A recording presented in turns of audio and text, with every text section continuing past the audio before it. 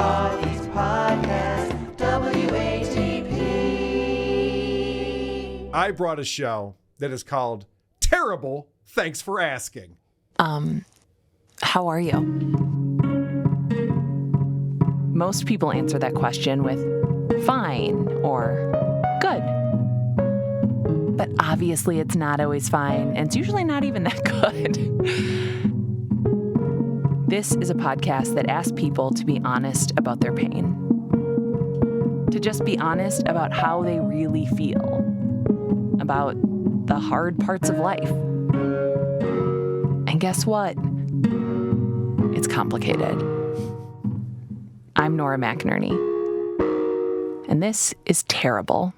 Thanks for asking. Nora McInerney hosts a show called Terrible, Thanks for Asking, and I think producer Chris picked up on the ISO I pulled from that clip. Yeah. And this is terrible. Yes. You got that right, Nora. So it's got some really NPR vibes to it. It's well produced and it's really annoying and obnoxious, but it actually inspired me. And I thought, this is a fun grift, this mental health thing, and I'll get into what her grift is. They all have one. They all have the cure for what ails you, which is great. And you can buy it with the right promo code. So I thought, okay, what if I started a mental health podcast? And I came up with an idea, and I put together a promo. Now, I'll be honest, it's niche. All right, there isn't going to be a huge audience for this, but let me know what you guys think. I think this is going to be a good one. Are you ready for a show that's just for you? No, really, it's just for you. Your wife left you. You're spending another Christmas alone. Even Stevie Tomatoes is closed. Your only ally in the world is a lawyer who's trolling you for sport. But don't worry about that now. Inflate your couch, grab an 18-pack, and get comfortable because you're listening to my brand new podcast, Everyone is Jelly of John. On Everyone is Jelly of John, we explore all the reasons why you're a winner, John. We won't focus on you getting sexually aggressive with an intern and then shitting all over the sheets. We don't talk about your children's love for their new stepdad. Hell, we won't even talk about your fake degree at NYU. You're killing it, buddy, and we're all jealous. This podcast is brought to you by DoorDash. I already have a sponsor for it and everything. I think that's going to be a good one. We'll get some downloads for that for sure. I like how you played one clip from your presentation and made it about John immediately. I might have a problem. Skull. Okay, guys, the misdirection here is fantastic. I didn't see it coming. You wouldn't have either if I didn't tell you that. It's that time of year again. Glittering trees. Beautiful meals shared with a beautiful group of people gathered around a beautiful table. Carolers wandering the streets with a song in their hearts. Not so beautiful. Everyone you meet is kind, reflective, brimming with gratitude for all that they have, ready to make magic for one another. Psych! Or maybe not. Whoa! Didn't see that coming. Pretty good stuff. Got me. Now I'm interested. Yeah, whoa. So you're saying the holidays aren't that great? Nora is a fucking treat. I'd love to spend the holidays with her. All of the weird curveballs it likes to throw at us, even though we've made it clear we don't play baseball. Waka waka. People still get sick from November to January. People die every day. Doesn't matter what day it is. Heartbreak doesn't decide, you know what? I'm going to take some time off and I'll be back in the new year. Who invited her to my event? She's a fucking downer. Like, we're just trying to have a Christmas celebration over here. You're talking about people die every day. It's kind of a bummer. Is this show just her being bummed out, or is there health advice? Okay, I'm glad you asked, Andy, because you're like, where are we going with this? I was thinking the same thing. Like, what are we doing? What's going on here? You're just going to tell me that think life's a bummer and that's the show? No, this is the premise of the show right here. This year, our episode is a story in 4 acts. A story from a listener named Brianna, who's going to bring all of us on an Ebenezer Scrooge-like journey through 4 Christmases past. This is The Christmas Curse. Okay, so here's what this show is. A listener to the show talks the entire time and tells you about what her Christmas was like between her ages of 17 and 20. So 4 Christmases in a row, she tells these stories. And the first one, I listened to this whole, it was such a waste of my time today. Please vote for Carl. The first one, she explains that her dad bought this necklace for her mom and he was all excited about it. And then the mom returned it. And it was such a bummer. I was like, well, okay. The mom didn't like the gift he got her. All right. Yeah. Whatever. But she's explaining that this was the beginning of a curse on their family and how they would have these horrible Christmases ever since that event where the mom didn't like the necklace. So then the next year, for whatever reason, it starts on Thanksgiving. This year, the curse started early on Thanksgiving when Brianna's dad started having chest pains. So he has a heart attack the day after Thanksgiving. What does that have to do with a Christmas curse? Yeah. It doesn't even make fucking sense. Like, leave that out of the story. You're just adding shit in there. Yeah, you can't blame every bad thing that happens in your life on Christmas. No, definitely not. So for whatever reason, they talk about her dad having a heart attack, but he's okay. He makes it through it. So then they talk about how her brother is back from the military for Christmas. He takes a shower and the water starts pouring out of the ceiling. And so on Christmas Eve, they have to bring these plumbers in to fix this. And Nora's got a good quip for this one. Your dad noticed water coming down the walls of the family room. We do need running water in our homes, but it's best if it stays in the pipes. Water in the walls is not good, and getting the water to stop flowing through the walls requires professionals, plumbers, emergency plumbers. On Christmas Eve, many of them. This woman is a drip. Come on. All right. Bring you back to my side on this one. So, all right, let's get caught up on these crazy stories so far. We've got through 2 chapters. Good point, because she's got that storyteller cadence. She thinks she's so fucking great at this. And she repeats the same shit over and over again. These stories are not interesting in any way. And she has to do these things like, okay, so here's what we've already heard. But no, I know, I'm listening. Clearly, the curse is ramping up. We started with a flop of a gift, heartbreak. But it's escalated to heart attacks and expensive bathroom renovations. And for those of you keeping score at home, we have one Christmas where mom ruined it, one Christmas where her brother ruined it. And when we come back, Brianna tells us about the Christmas of 2009 and who the curse touched that year. Oh, wow. I'll stick around that. I didn't realize this was going to get so Who exciting. the fuck is lapping this up? I can't figure out who would possibly listen to this show. Okay. So now the third Christmas, and this woman has a job at Old Navy. She doesn't have enough gas in her car, so she has her dad drive her there, and then the dad gets in a car accident driving back home on Christmas Eve. This is the curse that we're talking about here. For the longest time, because I was a stubborn 19-year-old, I was like, no. Dad ruined this one. He ruined this Christmas because he's the one who got in an accident. But it was very clear that the car would not have been on the road in that intersection at that time if I had just gotten myself up early enough to get gas or had gotten gas the night before. Hey, whatever. You're fine. It's your fault, okay? Right. If it'll make you feel better. Jesus. Whatever you want, okay? I went to visit my parents, and I went to have Neapolitan ice cream, and all the chocolate was gone. Yes. The fucking It's a curse. strikes It's a again. curse. What's happening here? Why do bad things happen to good people? Andy, you're making jokes. This is obviously a curse. 1 is unfortunate.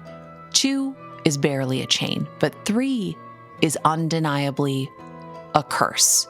That's it. It's obviously a curse. So far, the mom ruined Christmas, the brother ruined Christmas, she ruined Christmas. What about the dad? We're going into the 4th Christmas now. Come on, Dad. We're going to figure out. Well, the dad grew a tail. That's a real curse. Oh, yeah, right. There aren't frogs coming from the sky or anything. They don't know what curses are on this show. But I love this woman, Nora, because she is a big fan of people being miserable. It's how she makes her living. She wants people to not be happy or content. How does your dad feel about finally ruining Christmas? Horrible. She's like, yeah, that's what I was hoping. That's amazing. So apparently he microwaved metal on Christmas night and the microwave caught on fire. They had to buy a new microwave. That's not a curse. That's being a dumbass. Being a dumbass. And they explained it away with, well, he has ADHD. Like, oh, okay, well. Also part of the curse. What are you going to do? He's cursed with stupidity. What are you going to do then? It's so stupid. Yeah. All right, so everyone's ruined Christmas now. So that's 4 cursed Christmases, 1 for each member of their family. By now, every person in Brianna's family of origin, that nuclear family, has ruined Christmas. Yes, I know. I'm listening to your show. You're explaining all of this. What an amazing person. She sounds like on the verge of an orgasm, pointing her finger. Yeah. Right. So what's the diagnosis of this mental health problem? All The right. Christmas curse. All right, well, let's find out. There likely wasn't actually a curse. No. No shit, Sherlock. No shit. No shit, Sherlock. No fucking shit, Sherlock. Ugh. It's just the worst. After all of this, and I'm sitting there listening to this for 40 minutes going on and on with all these different stories and people I don't care about and things that are mundane happening to them. She's talking about what she bought at Old Navy. Oh my God. And that was cursed. All right, so the moral of the story, everybody, I don't know if you're understanding what she's saying here. is Don't do that- Christmas. No. Oh. Christmas can and should be miserable. Allow me to give you permission to have a bad holiday, an okay holiday, because honestly, a bad holiday is just a bad day. And we have those all the time. There's nobody grading you on how magical or beautiful your holiday is. So if you don't have If there was, the it'd be oomph her. to give it this year, that's okay. Basically, this is self-help for people who don't want to change anything in their life. Yes. They're like, are things miserable? Yeah, that's okay. Oh, Yeah. good. Okay, cool. I thought I should change something and Yeah. make it better. Sign Lucy up. I thought I was going to have to look on the bright side. Oh, I get a new microwave. Terrific. Nope. Nope. Everyone has shitty days, and it happens on Christmas all the fucking time, and that's great, according to Nora. It's insane. All right, let's get into the grift, because there are some commercial breaks. The first one she goes into, she explains what she wants to sell to you, the sad sack at home, who wants to listen to Terrible Thanks for Asking. They were attracted to this title and said, hey, that's me. I want to listen to this. I feel like it's a part of my calling to fight against toxic positivity and the self-help industry, because not everything can be fixed and not everything can be fixed by you. And by the way, you aren't defective just because you aren't always 100% happy 100% of the time. The pursuit of happiness can actually make us less happy. And I have found that it's much more helpful to just let myself have my feelings and to keep track of them. So I collaborated with Em and Friends to bring 2 of my favorite tools for happy-ishness to you: the Happy-ish guided journal and oracle deck. So she is selling a guided journal and an oracle deck. What the fuck is an oracle deck? I'm glad you asked. I looked at the website to see what this is, and it explains each card represents a helpful thought that McInerney herself has relied upon when life got dark. Nuggets like, life is not a self-improvement exercise. You are not a sad story, and let it be complicated. She's selling a deck of cards. There's 50 cards. And you pull them out and you read things like, let it be complicated. And you're like, I'm not going to kill myself, man. Cool. You know what's missing? Get confident, stupid. Yeah. It Oh, says- the 2 of spades. Yeah. It says use them daily, weekly, hourly, whenever and wherever, no rules and no pressure. Now, there's a lot of people in the audience right now who are going, I don't know why we're goofing on this. This sounds amazing. Well, good news for you. Just for the listeners of this show, there is a special offer on both the journal and the Oracle deck. You can get both for 25% off, which is truly nuts, It's nuts. at emandfriends.com/happyish with code happyish25. That code is only for our listeners. It is 25% off the journal and or the Oracle deck. All right, so the journal is $16. The Oracle deck is $15. You can buy them in a bundle for $31. I'm not making that up. Oh, that's beautiful. My Jewish friend over here is just like, I don't understand why that's a deal. Math? Come on. But the 25% off you get if you use that promo code is almost $8. And she's like, this is nuts that we're doing this for you listeners. You can save $7.75 with this promo code. Wow. So obviously I've ordered that for all of you guys. Hey, Don't that's worry. so Yeah, sweet. They're in the mail. This is like how did this maid using the promo code bonkers? Because she keeps saying nuts about a mental health thing. That's a really good point. Mental illness can literally drive you crazy. Okay. I got it already. I'm having a bad day. Let's see what this says. If you're not wasted, the day is. Oh, great. There you go. This thing is paying for itself. That's Andy's Oracle deck. I can get a fortune cookie for free. Day without a buzz, a day that never was. All right. So she's really proud of herself with this happy-ish term that she's coined. This is all everything's branded with happy-ish because happy is unachievable to this woman. It's impossible. No one can do that. So you just got to fake it, I guess. I wrote a very simple guided journal for people who hate journaling, for people who are overwhelmed by the idea of having a journal. I called it happy-ish. It takes like 2 minutes a day. I'm getting really good feedback on it, which is good because it's literally just based on my journal and I like it. Ugh. All right. Let's find out more about the Oracle deck now that we know about the guided journal. What would be a guided journal? Like, what did you do today? She just said that she was making a journal for people who don't like journaling. Yeah, Maybe those right. people just don't journal. Yeah, you don't have to journal. That's an option, Tells right? you what to write. Yeah, what color It's already cards did you filled see? in. It's a book. It's already filled in for right. you. There's also an Oracle deck, which is basically like you just pick a card. It gives you a little message. I do it, that you can pick a card weekly, daily, whatever you want. Or never, because it's garbage. I would just say suck it up on every card. Yeah. Grow a pair. Yeah, rub some dirt in it and move on. What are you doing? All right. So I know what you guys are thinking. Kyle, this was a boring podcast. I'm sorry you had to sit through it, but I don't know if I'm going to vote for you. I got to listen to what Andy brought. I got to listen to what Lucy brought. All right. I need to seal the deal. I get it. Pressure's on. She sings the credits at the end of the show. Oh, fuck you. We're a production of Feelings & Co. That's our little independent production company. What's our team? It's Marcel Malakibu and Claire McInerney and Megan Palmer and Michelle Planton and Grace Berry and sometimes Amanda Romani.